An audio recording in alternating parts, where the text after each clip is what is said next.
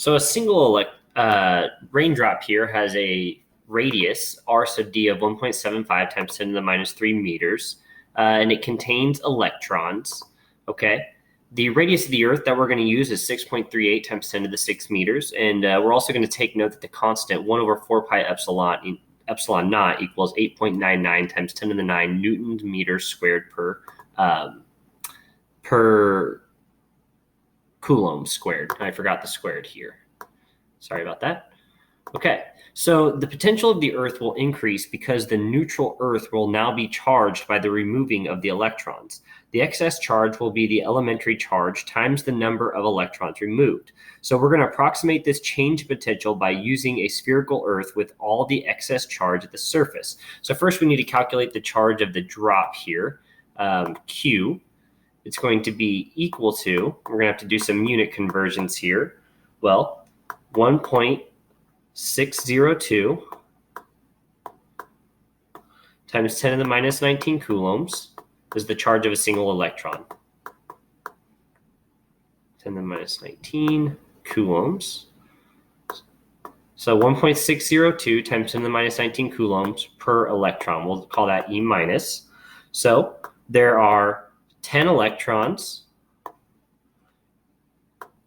10 E minus, approximately, for every water molecule. So we'll just call this per H2O. Okay, and there are about 6.02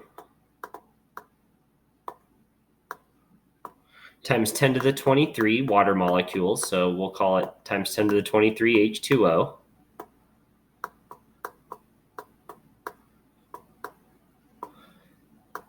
For every 0.018 kilograms.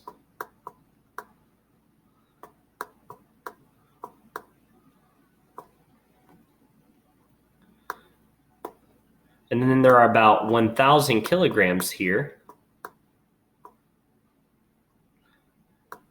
per cubic meter.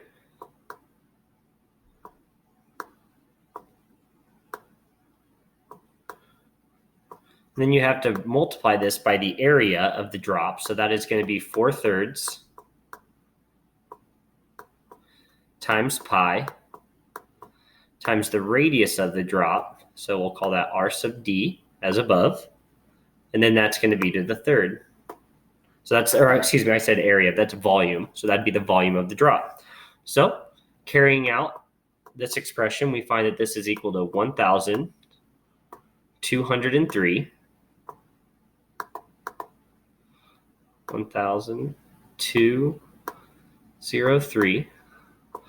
coulombs. Okay, so now we can find the voltage here, since V is equal to 1 over 4 pi epsilon naught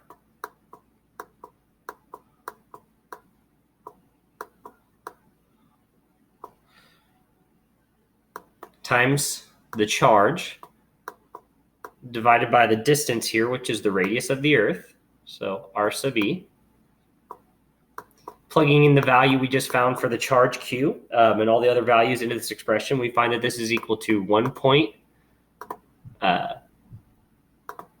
1.7 times 10 to the 6 volts.